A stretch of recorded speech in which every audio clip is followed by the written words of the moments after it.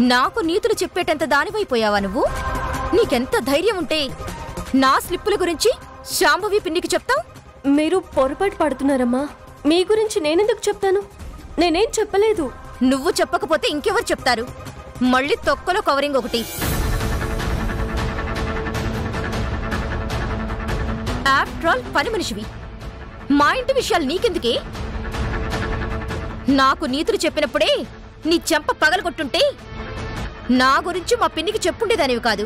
నిజంగా అమ్మగారు నేనేం చెప్పలేదు. నోర్ముయ్.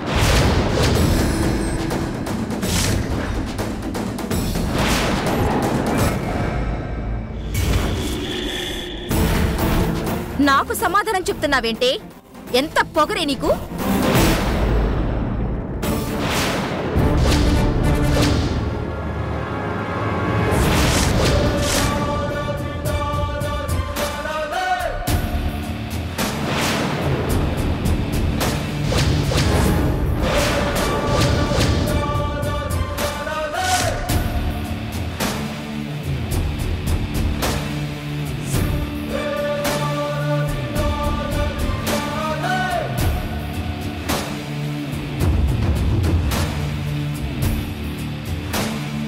నువ్వు తప్పు చేసి బుచ్చమ్మని కొడుతున్నావేంటి? నీకు తెలియదన్నయ్యా, ఇది నన్ను కావాలని ఇరికించింది.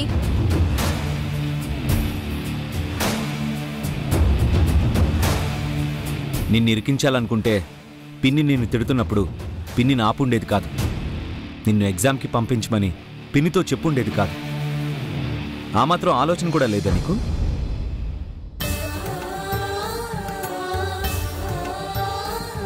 నీ గురించో నా గురించో ఇంకొకరి గురించో చాడీలు చెప్పడం తప్ప బుచ్చమ్మకు వేరే పనేం లేదనుకున్నావా?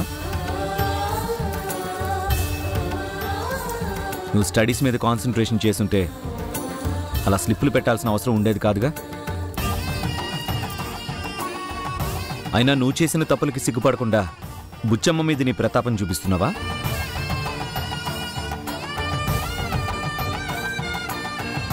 ఎదుటి వాళ్ళని తిడితేనో కొడితేనో నువ్వు పాస్ అవ్వవు. బాగా చదివితేనే పాస్ అవుతావు. నవ్య, ముందు నువ్వు స్టడీస్ మీద కాన్సన్ట్రేట్ చేయి.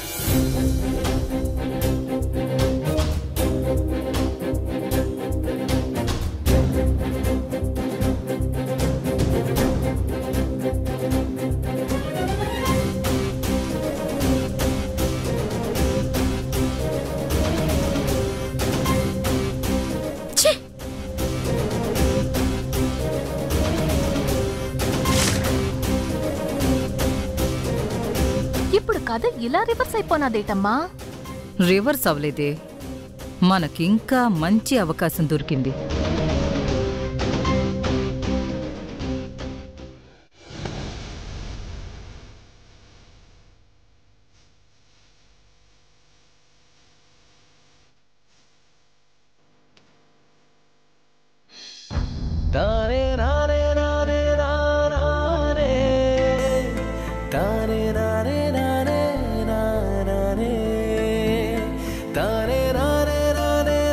ఏంటి అలా చూస్తున్నావు? నిన్నే ఎందుకు అలా చూస్తున్నావు?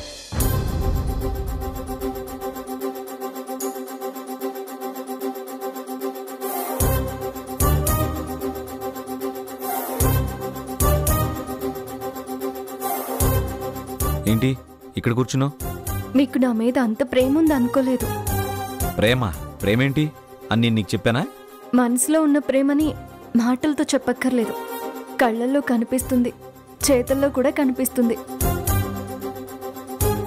మీకు నా మీద ప్రేమ లేకపోతే మీ చెల్లెలు నన్ను కొడుతూ ఉంటే మీకెందుకంత కోపం వచ్చింది? అలా ఎందుకు అనుకుంటున్నావు? నువ్వున్న పరిస్థితిలో ఎవరున్నా అలాగే చేస్తారు. అవునా? అవును. నిజమా? నిజం.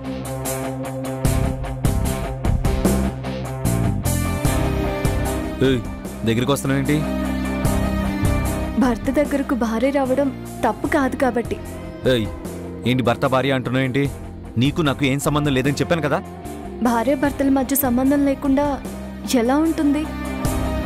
అది ఎవరు విడదీయలేని సంబంధం. దూరం చేసుకోవాలనుకునే కొద్దీ ఇంకా దగ్గరయ్యే సంబంధం. ఏం మాట్లాడుతున్నావు? నేనే నీ భర్తనని ఎవరికి చెప్పనని మాటిచ్చావు కదా. ఎవరికి చెప్పనన్నాను గాని మీకు చెప్పనన్నానా?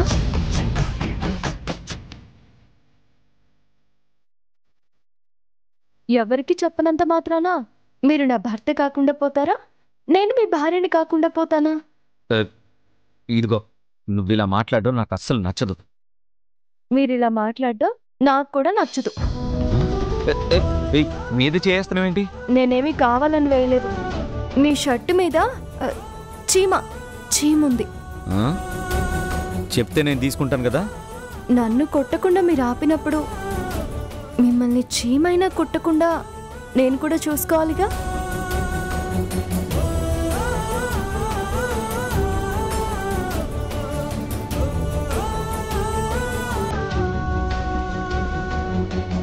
అన్నయ్య,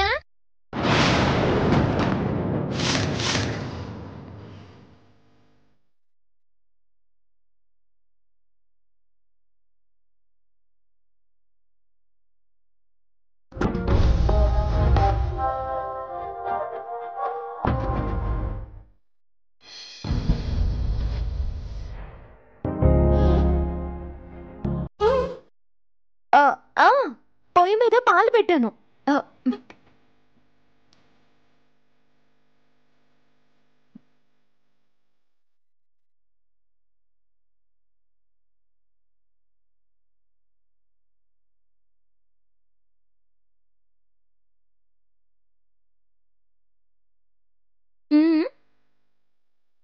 బాబాయ్ చూసింది ఏదో మేనేజ్ చేయాలి.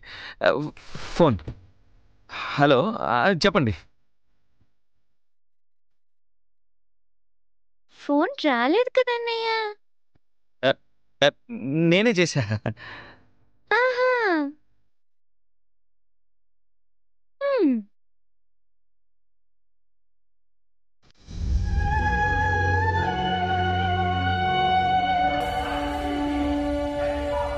ఏంటి మమ్మీ అలా ఏడుస్తాంది? ఓదార్పు యాత్ర. రండి.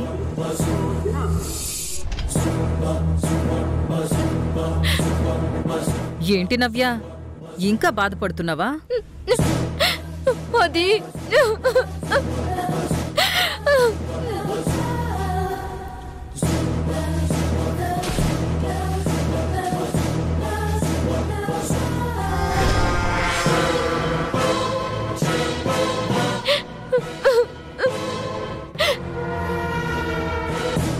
ఊరుకోమ్మా.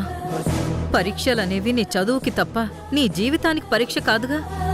నువ్వు తెలివైన దానివి. టాప్ ర్యాంక్లో పాస్ అవుతావు తెలుసా? లేదంటే నేను ఎగ్జామ్ బాగా రాయలేదు. ఇప్పుడు కాకపోతే మరొకసారి రాయొచ్చు. దానికే ఇలా ఏడవడం ఎందుకమ్మా? నవ్య ఎగ్జామ్ రాయడం గురించి బాధపడడం లేదమ్మా. వాళ్ళ అన్నయ్య తనని తిట్టినందుకు బాధపడుతోంది. పాపం కదా నవ్య? అన్నయ్య తిట్టినందుకు ఎవరు బాధపడరే? ఆఫ్టర్ ఆల్ ఒక పని మనిషి కోసం తిడితే బాధగా ఉండదా మరి? అందుకేగా ఏడుస్తున్నావు. ఆ బుచ్చమ్మ కారణంగా మీ పిన్నితో తిట్లు తిన్నావు. ఆ బుచ్చమ్మ కారణంగానే మీ అన్నయ్య కూడా నేను తిట్టాడు. అది నిన్ను ఇంకెందరు చేత తిట్టిస్తుందో నవ్య. మీ అన్నయ్య నిన్ను తిట్టాడంటే సొంత చెల్లెల కన్నా ఆ బుచ్చమ్మే మీ అన్నయ్యకి ఎక్కువైపోయిందనమాట. అలా అనుకోబట్టే కదమ్మా తిట్టాడు. దానికోసం సొంత చెల్లెలే తిట్టాడంటే రేపొద్దున కొట్టినా ఆశ్చర్యపోవలసిందేం లేదమ్మా. అది వచ్చినప్పటినుంచి చూస్తూనే ఉన్నాను. అందరి దృష్టిలో మంచి అనిపించుకోవడానికి ఎవరినో ఒకరిని బ్యాక్ చేస్తూనే ఉంది. మొన్నటికి మొన్న మీ డాడీ గదిలో దూపం గిన్నె పెట్టి ఆయనకు ప్రమాదం జరిగేలా చేసింది. ఇప్పుడు మీ పిన్ని దగ్గర, మీ అన్నయ్య దగ్గర అది మంచిది అనిపించుకోవడం కోసం నువ్వు ఏడుస్తూ బాధపడేలా చేసింది. ముందు ముందు ఏం చేస్తుందో, ఇంకెవరిని బలి చేస్తుందో నవ్య. అలాంటి దాన్ని ఊరికే వదిలేకూడదు నవ్య. అవును నవ్య, దానికి మనం బుద్ధి చెప్పాల్సిందే.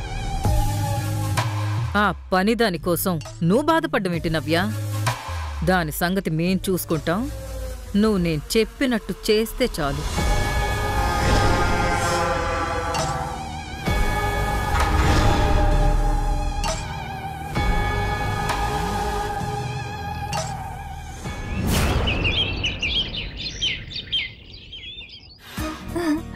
ఓలమ్మో, ఈ సీర కట్టుకుంటే నేను అచ్చం మగధీర సినిమాలో కాజల్లో ఉంటానని చూసిన వాళ్ళందరూ ముక్కును ఏలేసుకోరు.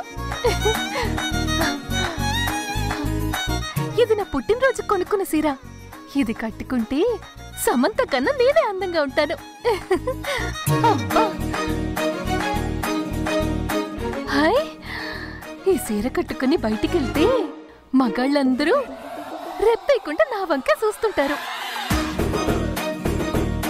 ఏటో నన్ను కప్పెట్టని సీరలున్నాయి కానీ ఈ అన్ని కట్టుకునే అవకాశమే రావట్లేదు.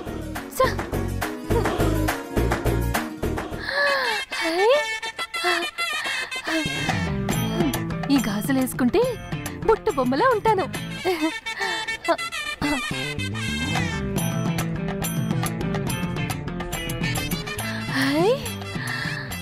ఈ నెక్లెస్ వేసుకుంటే నా ముందు మిస్ ఇండియా కూడా దిగుదుడిపే.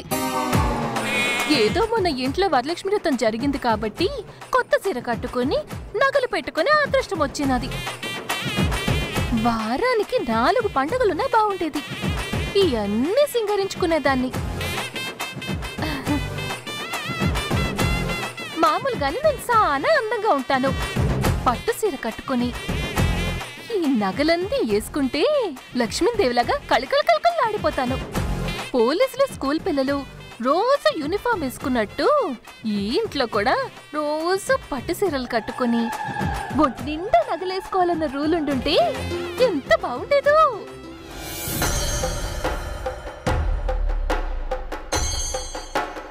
మా అత్త వాగ్దేవేమో ఇవన్నీ పెట్టుకోనివ్వదు. ఆవిడ లేదు కదా అనుకుంటే ఈ శాంభవి మా అత్త కన్నా ఎక్కువ పెత్తనం చేస్తున్నది. వనజా, వనజా! అంత గట్టి కేకేసినదేటి? మళ్ళీ దేని గురించి తిట్టడానికో ఏమో.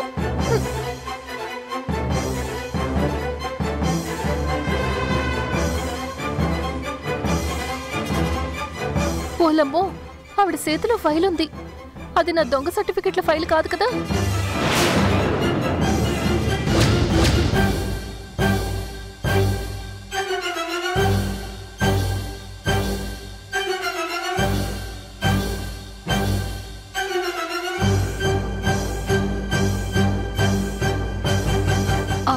ఏమండి, శాంభవి అత్తయ్య చాలా కోపంగా ఉన్నట్టున్నారు. అసలు ఎందుకు పిలిచారు? నీ గురించి మా పిన్నికి మొత్తం తెలిసిపోయింది. నీకు ఈరోజు నెల్లు. వనజా,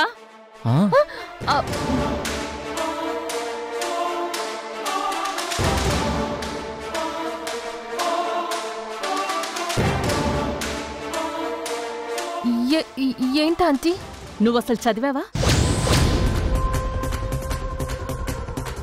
ఏంటిది? మాట్లాడవే. నిజం చెప్పు, నువ్వసలు చదివావా?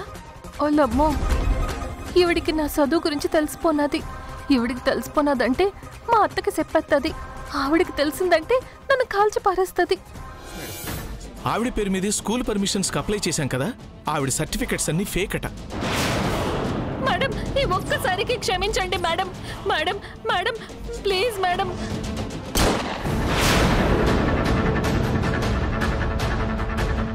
ఏంటి అలా చూస్తున్నా?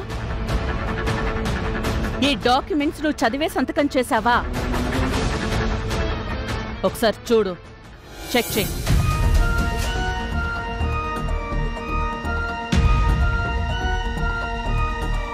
డాక్యుమెంట్సా?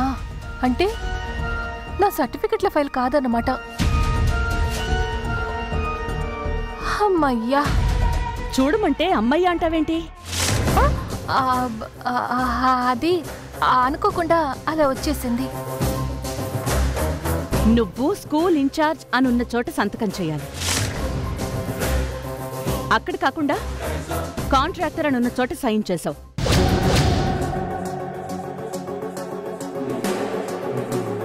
వాళ్ళు సైన్ చేయాల్సిన చోట నువ్వు సైన్ చేశావంటే వాళ్ళు మనకి డబ్బులు ఇవ్వడం కాదు, మనమే వాళ్ళకి డబ్బులు ఇవ్వాలి అని అర్థం. ఈ ఫైల్ బయటికెళ్తే ఏమవుతుందో తెలుసా? చూసుకోలేదు, ఏదో కంగారులో పొరపాటున పెట్టేశాను. I'm really sorry aunty. ఏంటి సారీ? సంతకాలు పెట్టేటప్పుడు 1కి 2 సార్లు ఆలోచించి చూడాలని నీకు తెలీదా? ఈసారి సంతకం చేసేటప్పుడు ఒళ్ళు దగ్గర పెట్టుకుని పెట్టు. నగల మీద చూపించే ఇంట్రెస్ట్ కొంచెం పన్ను మీద పెట్టు. మరోసారి ఇలా జరిగిందంటే నేను వాగ్దేవి అక్కంత మంచిదాన్ని కాదు.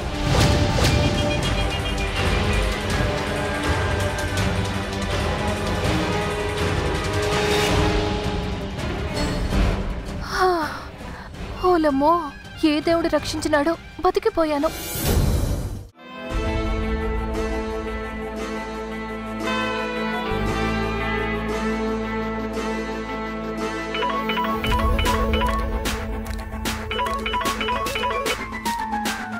హాయ్ రా. ఎక్కడా? ఇంట్లోరా. ఏంట్రా ఫోన్ కూడా చేయడం మానేసావు? కొంచెం బిజీరా. ఈ మధ్యన వాళ్ళని ఏమైనా కాంటాక్ట్ చేసావా? స్టేటస్ ఏంటి? ఈరోజు మార్నింగ్ వాళ్ళకి కాల్ చేశాను. నీ ప్రాజెక్ట్ నెక్స్ట్ లెవెల్కి వెళ్ళేటట్టుందిరా. అవునా? మరి నెక్స్ట్ మీటింగ్ ఎప్పుడు? ఈరోజేరా, ఊర్వశి హోటల్లో. ఓ మై గాడ్, చాలా మంచి గుడ్ న్యూస్ చెప్పావు. థ్యాంక్స్ రా. నేను ఇప్పుడే రెడీ అయి వచ్చేస్తాను. నువ్వొస్తావు సరే, కానీ వాళ్ళొక చిన్న కండిషన్ పెట్టారా. ఏంటిది? ప్రాపర్టీ ఎవరి పేరు మీద ఉందో వాళ్ళు కూడా రావాలి అన్నారు. సగం ప్రాపర్టీ తన పేరు మీద ఉందని చెప్పాను కదా, ఆ పేపర్స్ వాళ్ళు కూడా చూశారు. అదేరా, పేపర్ విట్నెస్ సరిపోదు, ఇద్దరు ఉండాలి అన్నారు. వాళ్ళు అడగడం కరెక్టే.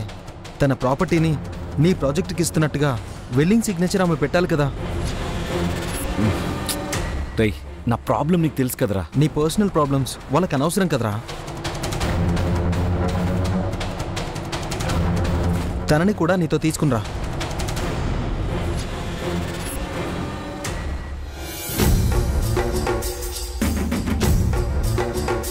తన ప్రెజెంట్ ఇప్పుడు మా ఇంట్లోనే ఉంటుంది, కానీ తనని ఇంట్లోంచి బయటికి తీసుకురావడం కష్టంరా.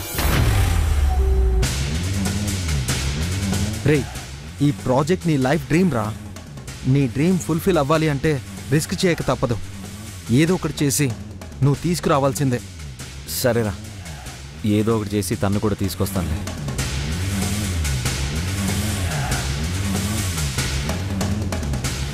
ఈ ఇంట్లో నుంచి తీసుకువెళ్లాల్సిన మనిషి ఎవరు? కొంప తీసి ఆ బుచ్చమ్మనా?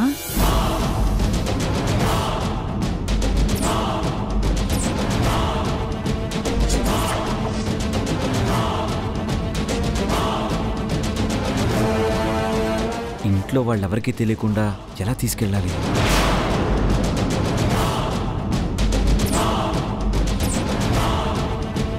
ఇంట్లో వాళ్ళకి తెలియకుండా తీసుకువెళ్ళాలా?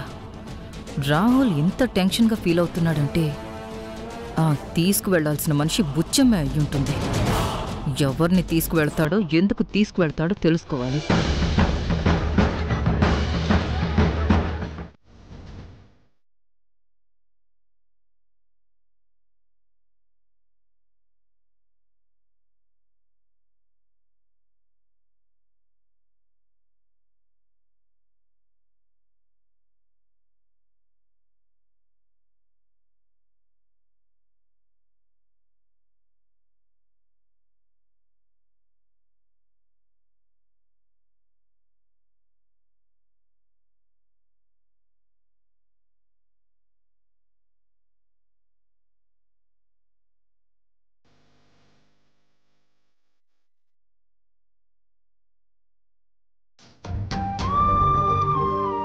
సార్కి ఇక మాస్క్ అవసరం లేదు. ఫిజికల్గా ఆయన కండిషన్ చాలా బెటర్ అయింది. Super sir, excellent.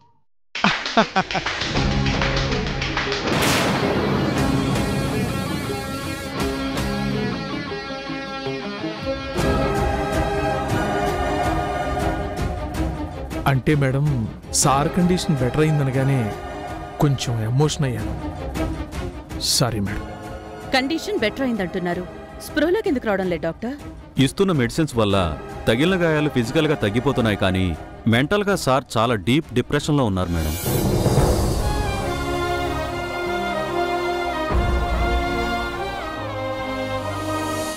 దేని గురించో వరీ అవుతున్నట్టుగాను, సీరియస్గా థింక్ చేస్తున్నట్టుగాను సార్ మెంటల్ కండిషన్ ఉంది. ఇలాగే ఉంటే చాలా ప్రమాదం. లైఫ్ లాంగ్ స్పృహలోకి రాకుండా అలాగే ఉండిపోవచ్చు. It's nothing but brain dead.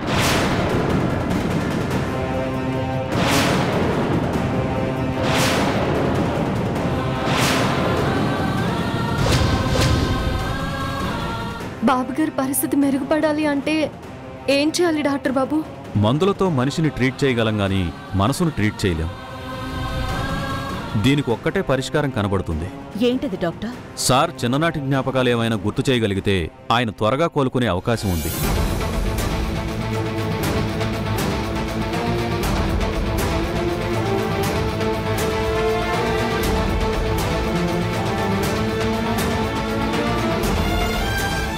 అబ్బా, సరస్సును తీసుకెళ్దాం అనుకుంటే అందరూ ఉన్నారే.